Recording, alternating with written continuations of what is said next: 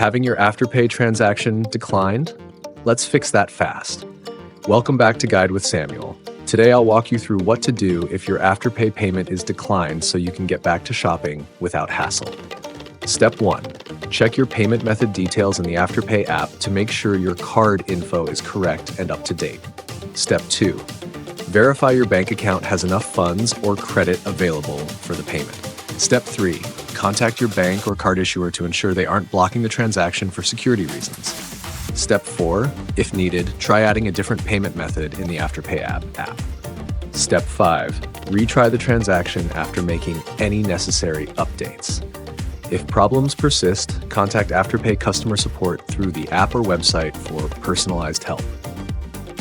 Don't forget to like and subscribe to Guide with Samuel for more money-saving tips. Got questions? Comment below. Thanks for watching.